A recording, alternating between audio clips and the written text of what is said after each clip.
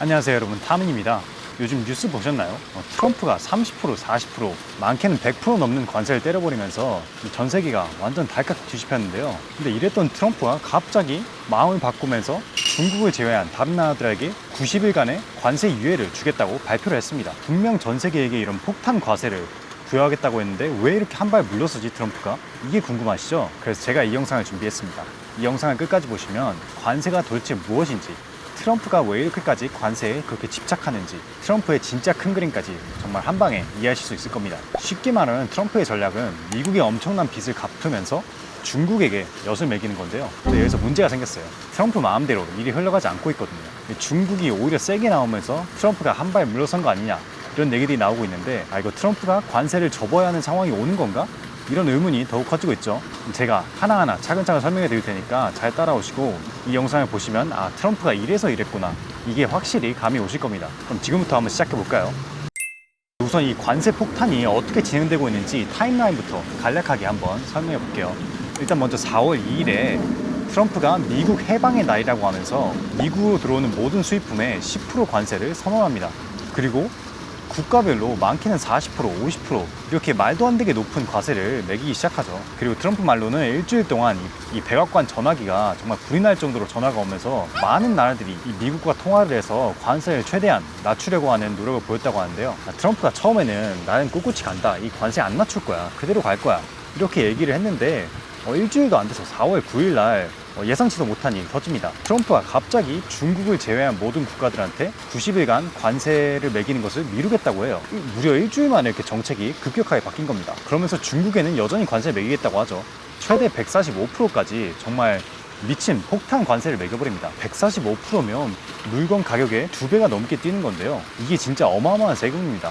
그래서 이 중국에 145%만 매기는 것만 봐도 트럼프가 정말 중국을 제대로 잡겠다, 이런 속내가 뚜렷이 드러나는데요. 근데 여기서 관세가 정확히 뭔지, 누가 부담하는 건지 이걸 모르신 분이 있잖아요. 미국이 중국에게 관세를 때리면 중국이 미국한테 돈을 주는 건가? 이렇게 생각할 수 있잖아요. 근데 그게 아닙니다. 제가 설명해 드릴게요. 관세는 한마디로 다른 나라에서 들어오는 모든 수입품에 매기는 세금이에요. 그러니까 세금이란 건 결국 누군가가 내야 하는 거죠. 우리가 보통 법인세는 기업이 내고 개인 소득세는 개인이 내는 것처럼 말이죠. 그럼 관세는 누가 낼까요? 이 많은 분들이 이 중국이 미국 관세를 내주냐, 이렇게 생각하는데 저는 그렇지 않습니다. 실제로는 미국에 제품을 판매하는 미국 기업 혹은 미국 소비자가 내게 됩니다. 이게 왜 그럴까요? 예를 들어서 저는 요즘 동네 홀푸드에서 이 아보카도를 많이 사 먹는데요. 예를 들어서 이 아보카도는 주로 미국이 아니라 멕시코에서 수입해서 들어옵니다. 그럼 만약 이 아보카도 하나의 가격이 $2라고 할 때 여기에 만약 10%의 관세가 붙게 되면 총 20센트의 세금이 부과가 되는 거죠. 그럼 이 20센트의 세금은 누가 낼까요? 멕시코 정부가 낼까요? 아닙니다. 멕시코에서 이 아보카도를 수입해 오는 홀푸드가 직접 내게 되는 거죠. 근데 이 아보카도는 20센트 비싸지는 거니까 감당이 가능하다고 생각을 해볼게요. 근데 이번 관세 사태에 정말 크게 타격을 맞은 기업이 하나 있습니다. 바로 애플인데요. 이 애플이 $1000짜리 아이폰에 관세를 내야 하는 상황이 생겨버린 겁니다. 왜냐하면 이 대부분의 아이폰은 중국에서 조립돼서 오기 때문에 만약 중국 관세가 145%라면 $1000짜리 아이폰에 $1450의 관세를 부과받는 거예요. 실제로 이 중국 관세가 발효되기 전에 애플이 이 아이폰을 비행기 가득 실어가지고 겨우 미국으로 운송을 했다는 그런 뉴스까지 봤습니다. 물 좀 마실게요. 너무 덥네요.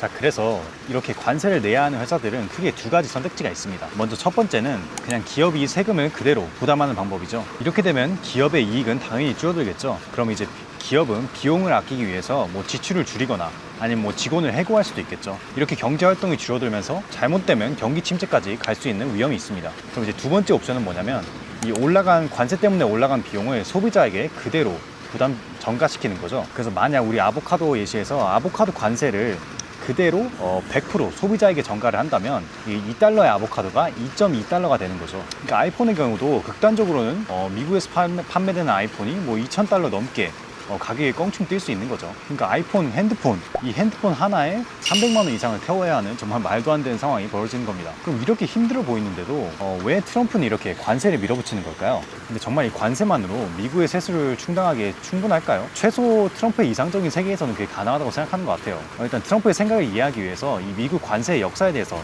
간단하게 짚고 넘어갈게요. 사실 1913년 이전에는 미국 국가 세수의 50%가 넘는 비율이 이 관세에서 나왔다고 해요. 말 그대로 정말 관세 공화국이었죠.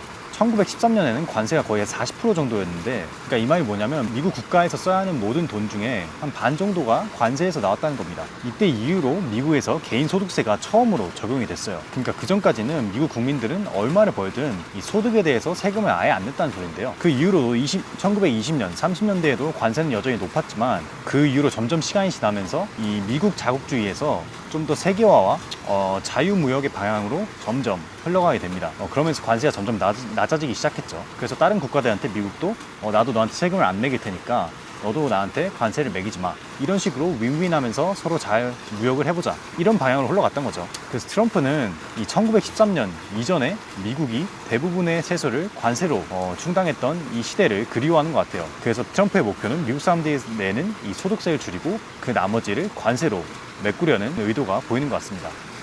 근데 왜 하필 다른 정책 말고 관세에 그렇게 집착하는 걸까요? 실제로 트럼프는 일기 집권 때부터 참모들한테 야, 관세 가져와봐.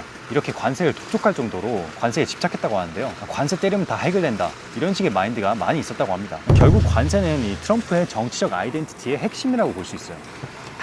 그래서 트럼프는 이걸 쉽게 포기하려고 하지 않을 겁니다. America first.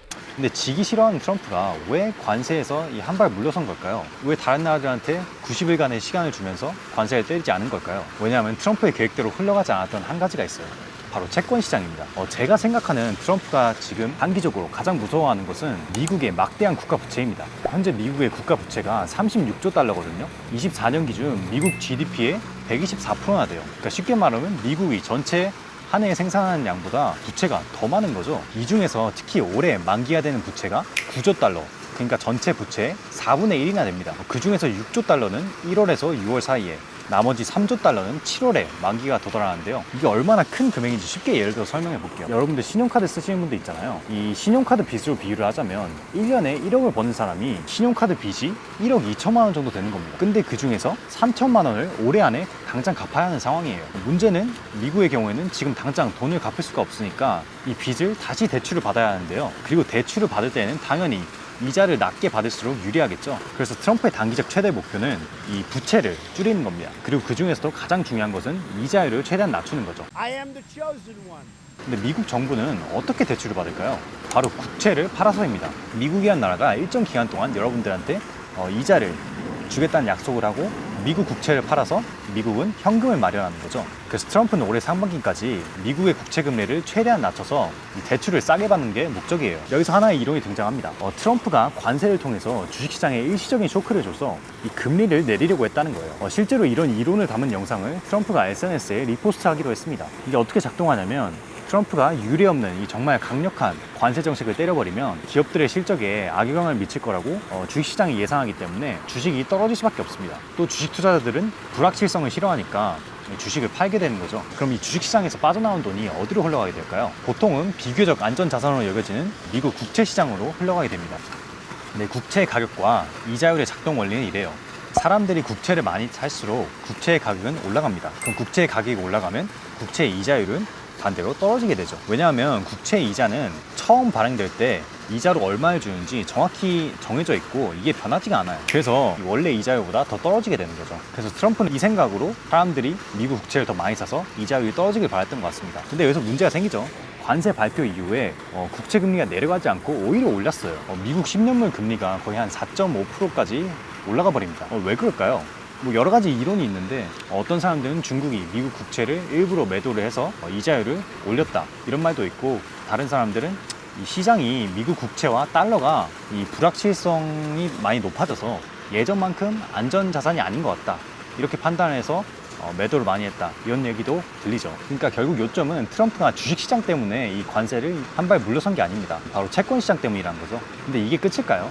아닙니다. 트럼프는 여전히 중국과 싸우고 있습니다. I'm taking on China.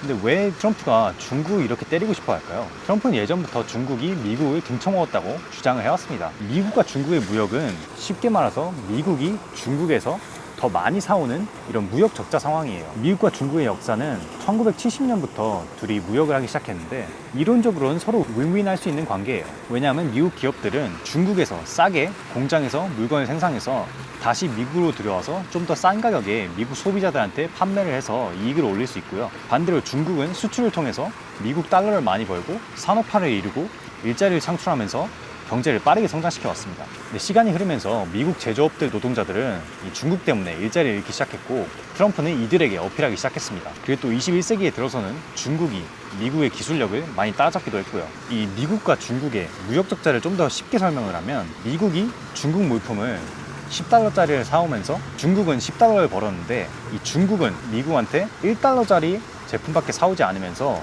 미국은 10달러를 주고 1달러를 받았으니까 9달러 손해를 보는 겁니다. 물론 이게 꼭 나쁘다기보다는 어쩔 수 없는 측면도 있어요.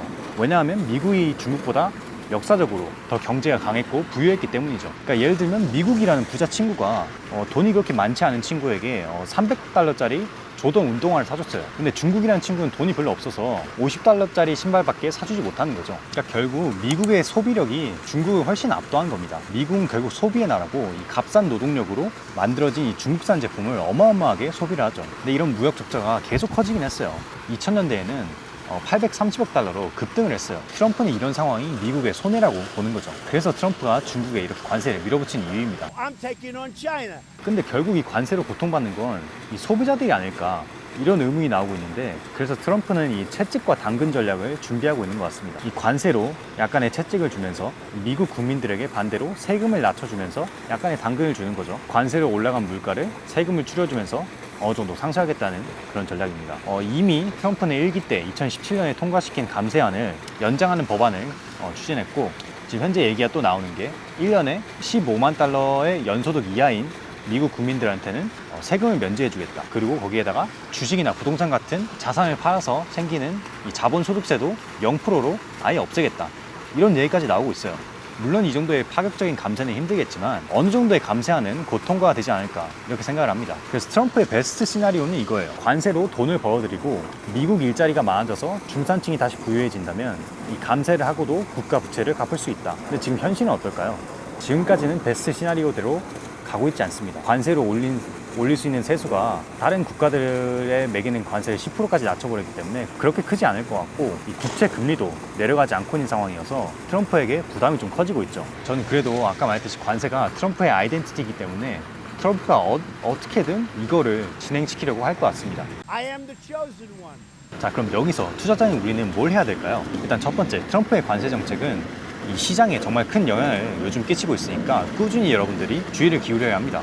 그리고 두 번째는 이 정책이 어떻게 바뀔지 예측하는 것은 너무 어려워요. 트럼프의 마음도 계속 왔다 갔다 하고 이 시장 반응도 내가 생각하는 것과 뉴스에 대한 반응이 실제로 다를 수가 있기 때문이죠. 그래서 세 번째, 결국 가장 현명한 방법은 내가 사고 싶은 주식을 미리 정해놓고 시장 변동성으로 인해서 이 매력적인 가격대가 오면 조금씩 분할 매수하는 방법입니다. 사실 제가 생각하기에 이 시장 변동성은 우리 같은 개인 투자자들한테 정말 좋은 기회가 될 수 있어요. 왜냐하면 그만큼 변동성이 큰 만큼 이 좋은 기업의 주식을 싸게 살 수 있는 기회가 더 많아진다는 뜻이니까요. 그래서 중요한 것은 자신만의 철학을 확고히 갖고 있고 시장의 소음에 휘둘리지 않는 겁니다. 그래서 오늘은 이 트럼프의 관세 정책, 관세가 도대체 뭔지, 그리고 트럼프가 왜 이렇게 관세에 집착하는지 이거에 대해서 알아봤는데요. 트럼프의 인생과 심리를 분석하면서 이 트럼프의 큰 그림을 좀 더 살펴볼 수 있었던 것 같습니다. 그래서 정리해보자면 관세는 이 외국 물건에 붙이는 세금으로 결국 소비자나 기업이 부담하게 된다. 그리고 트럼프는 이 미국 국채를 줄이고 싶어서 이 관세라는 카드를 들고 나왔지만 이 국채 금리가 예상과 다르게